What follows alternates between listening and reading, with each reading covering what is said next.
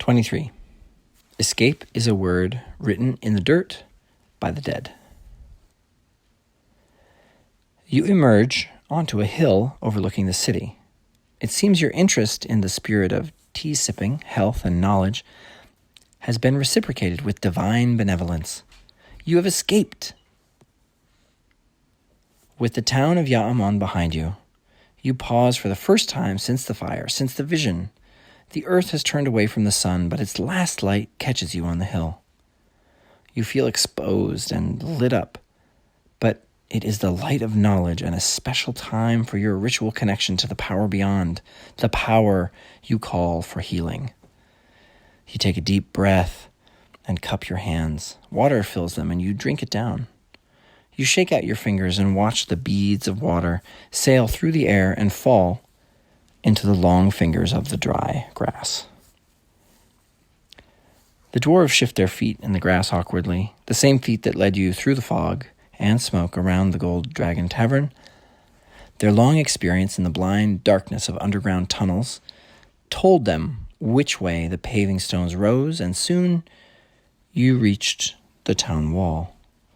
The problem was how to get over it, but there, a few paces from where you stopped, written in clear chalk, was a sign directly from your deity, the holy symbol of the tea time. You found the door and followed the passage through the wall to the side of the hill. A short climb later, you are here. "I am Murdoch, the humble of the deep delvers," says the shorter dwarf, presenting both his palms upturned to you. "This is my first son, Rupert the Great. There is a saying among the dwarves, if given enough time, we grow into giants." He claps his hand proudly on his taller son's shoulder. Whatever adventure you have gotten yourself into, it is also a quest for knowledge. "I am Ilaria," you say to the dwarves. It's the first chance you've had to speak since your escape. "We owe you our lives," says Rupert. Finally, someone understands. You hear movement in the branches. Murdoch picks up a thick branch. Rupert draws an axe. They may have a chance to pay their debt sooner than later. Is it the guard come to get you? The wizard Gnarls rises up from the tall grasses, carefully closing a book that has an arrow sticking out of the cover. He waves a piece of chalk in greeting. Surely your higher power favors you, or you would never have found that passage through the wall." He kisses the chalk. "But don't worry, I believe in your power. You cured my headache, and you cured his arrow wound, one of them." Gnarl says, pointing to Triton, laying over a rock, 3 arrows protruding from him at various angles. He's positioned just so none of them will further press into his body. He salutes weakly. "And you must have done something to help this one, as he's been dying to see you." Gnarls winks again, as Skeleton pulls herself up out of the earth. Your rope is still fastened around the skeleton's waist, with the other end in Chagall, the big blue barbarian's hand. You'd like to say that the half-orc owes you, but he does not. He's talking with the bard Lyre, though, who you hadn't remarked before, but is perched on a tree limb in the shadow of the late sun.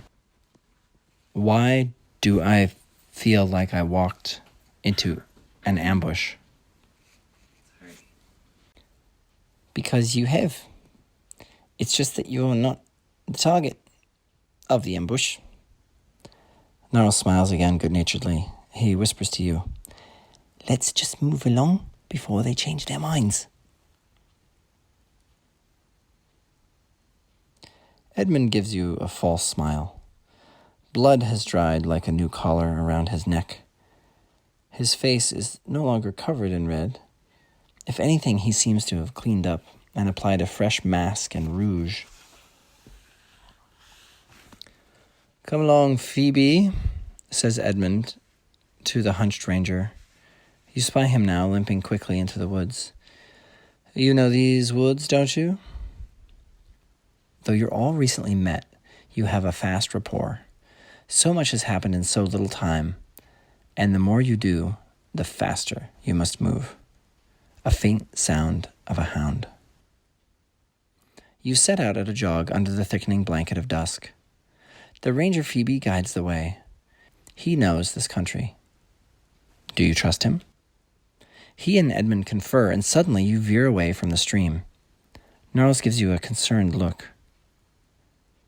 The new path enters a wood and dips into a gully. Before you disappear down into it, you look back. Beyond the city walls, the farmers continue with their uncanny harvest, not even pausing as the tower bell tolls the supper hour. The sound of the hound is closer now.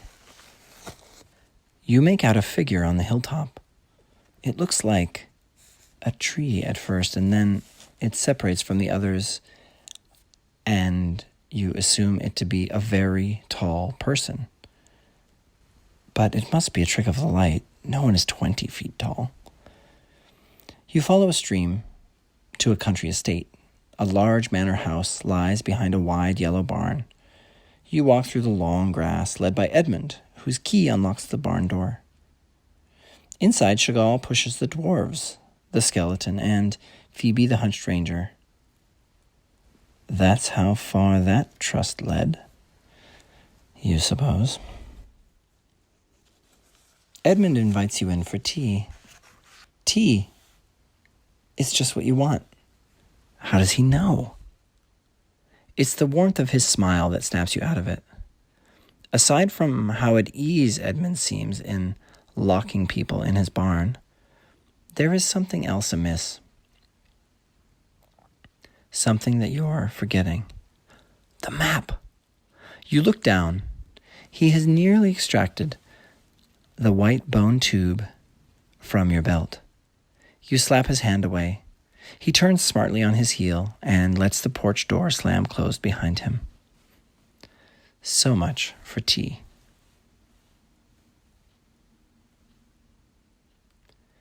You examine the map in the barn. Is this the only reason the others waited for you on the hill? The map? But why? Where does it lead? For whom is it intended? You suspect that Skeleton is no more the rightful bearer of this than you are yourself. Yet the bird found you, and the bird seemed good. Pure, true, innocent. So there's an innocence that is asking for help. That is a call you will answer. You open the map. It bears no memory of being rolled tight in a tube, but lays flat with a kind of uncanny weight, like it is more than paper. The map is selective about what it shows and what it does not.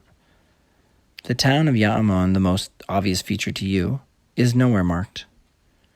But you see the place where the river meets the sea, which you perceive from the hilltop earlier. Oddly, the square cloud over the farmlands is marked. Who marks clouds on a map? At least you orient it and find where you think you are. There is a bathing pool marked Healing Waters nearby. And just beyond, a boat. You announce. Another odd thing to mark on a map. A moorage, sure, but a boat on a river? In the dirt of the barn, Skeleton writes the word that all of you there are thinking. Escape. You jump on the back of a horse. You find the stream and follow it to the river. There, just before the mouth, lies a beautiful black stone boat with a tall mast bare of sail. It could seat 30 with its long, deep hull, but the way it is rigged, it can be piloted by one. This is the boat marked on the map. The map seems to wink as you approach. You find yourself placing a finger on the map, touching the boat. As you do so, the boat lurches in the water. You bring your hand away and the boat bobs back. You put your finger to the map again, but a shock of electricity leaps from the boat symbol to your finger before you can touch it. Ouch! If you let your finger linger, the pain gets more intense. In the crow's nest, for there is a small one, there is a carving of an imp. The same dark color as the boat. It's a strange place for a masthead. Cute wings, a scary pointed tail, and 2 mouths. As much as you'd like to flee now on your own, to follow the map with your own heart as the true guide to your adventures, you realize you will need help. You turn your horse back, Edmund's horse, back to his country estate. After some debate with your companions, you elect to bring the mute skeleton with you. Skeletone. It writes its name in the dirt next to the word escape, followed by friend. After some debate with your companions, you elect to bring the mute skeleton with you. Skeletone. It writes its name in the dirt next to the word escape, followed by friend. Finally, it draws a picture of the boat. You recognize the drawing style as the same that depicted the Golden Dragon Tavern. Skeletone points to itself again and writes, pilot. Skeletone is the author of the map, whispers Gnarls. But the barbarian Chagall doesn't trust Skeletone. He was paralyzed by it, after all. Skeletone may use hands to cast a spell. Some spells don't require speech, Gnarls explains. But how to keep a spellcaster immobilized and still allow him to pilot the boat? Edmund offers one of his rugs in exchange for keeping the treasure he's looted from the tavern. Skeletone is wrapped in the rug, her head poking out one end. It's your turn to dismount the horse. Skeletone flops over the saddle. The ranger Phoebe, oddly weak, leads the horse along with his voice, no bridle. You all bathe in a place where the stream pools. The ranger doesn't remove his belt. Triton keeps on his amulet. Everyone sleeps. You heal them in their sleep. Now they all owe you. And some of them owe you double.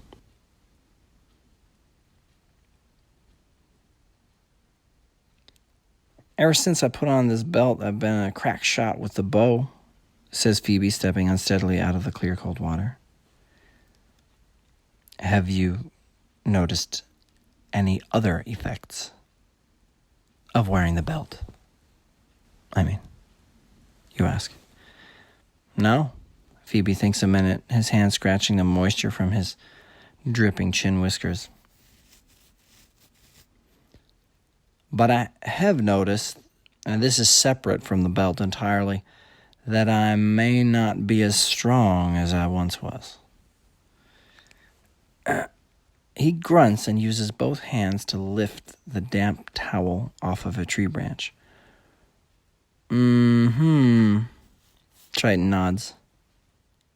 He's wearing a cursed item, he says in an aside to you. I'm sure you're not, Triton. You reply, pointing to the bee medallion around his neck. Magic, yes, Triton assures you. But cursed? Oh, no. I can remove it at any time. Can you, Triton? Asks Gnarls. You recognize the symbol, the B. It is the letter B before there was such a letter. It is as old as conflict itself. It's used to indicate a fell force of betrayal and murder, a kind of essence of evil,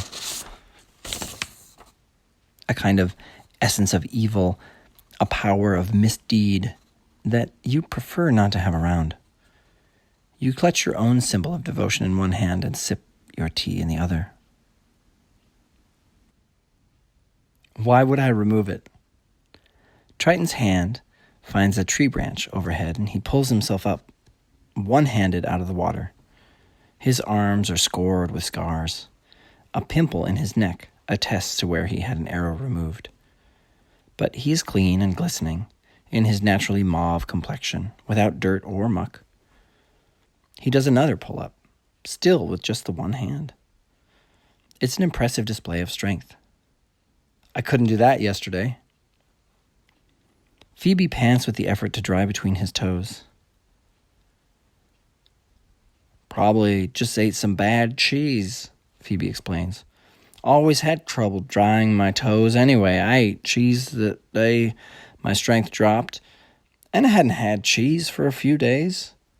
It's probably cheese. Shame to give up cheese. I like it so, but oh well, so it must be. No cheese for me. Your drop in strength doesn't correspond to when you put on that belt, does it, Phoebe? Asks Gnarls. One was a week past. That's me putting on the belt. The other was about 7 days ago. That's when I got weaker, so no correspondence. Gnarls raises an eyebrow.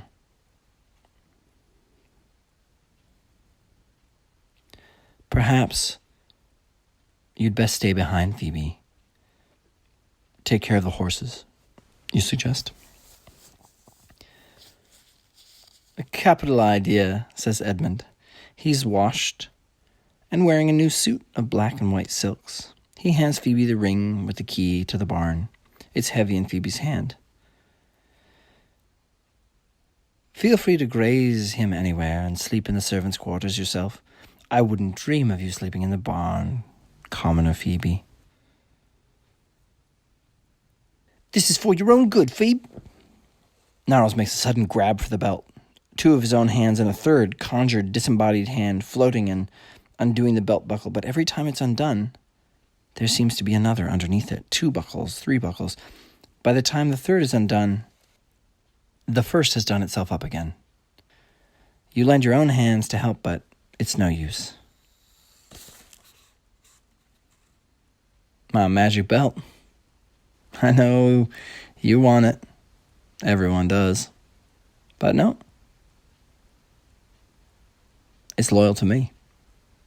Phoebe gently pushes Gnarls away and smiles. Bale wanted it too before he found his medallion. And now I see you got that, Triton. I'm not concerned. We all find our thing, one way or another. Your thing will come soon, Gnarls. Lyre squeezes her hair out. Wet and naked, her imp's tail, small horns, and ankle spurs are noticeable for the first time. Lyre's no elf. She catches your eye and holds it. The way she has positioned herself, cut by a large triangle of trees, you are the only one who has seen her secret. You all pile into the boat. The dwarves have agreed to accompany you as guards. They were mercenaries before, they are mercenaries since. Besides, it satisfies their dwarven sensibility. Complete the quest, whomsoever's in charge, and whatever it is, once you've set your mind to it. After a growl from the barbarian Chagall, they waive their upfront fee and just ask for a 10th portion of the treasure. Everyone seems convinced this is a treasure map and that you're going to get some magic item. Some artifact of great power, something to elevate you above all the other adventure and treasure seekers. But you're not so sure. You're here for a higher purpose. At least, you're questing for a higher purpose, even if it hasn't presented itself yet. Gnarls sits next to the rolled-up carpet that contains Skeleton. Edmund stands at the prow of the boat, giddy with excitement, his silk shirts catching the wind. He has a new outfit appropriate for boating and yet very debonair. Lyre has borrowed from Edmund's wardrobe and outfitted herself in leathers of midnight blue. She plays with a set of chimes she found in Edmund's barn. By arranging them along a hollow piece of wood, they dance as she plays the flute. And with the flute held by a crossbar looped to her neck and held in place with an iron wire, her hands are free to make the fingerings. She's a veritable orchestra of sound, and the resulting melody puts everyone in good spirits. Even Skeleton seems invigorated.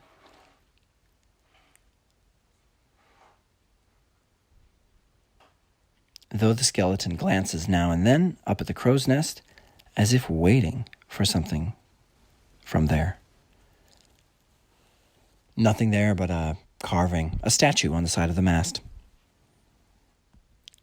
This is the ship? Triton shakes his head, laughs with disbelief. No sail? And we'd need a big cloth to move a vessel of this size, no oars, which we'd need to get past the rapids and into sea. No pole to push her through the shallows, no way to move the boat. It looks like you're stuck here.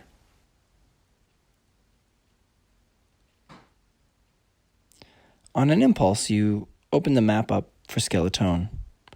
Rolled in a rug, Skeleton isn't capable of doing much. She weasels out a finger and finds the boat on the map. Pinching, Skeleton pulls the boat symbol up away from the surface and the boat lurches into motion, but not in any direction you'd expect. It goes up.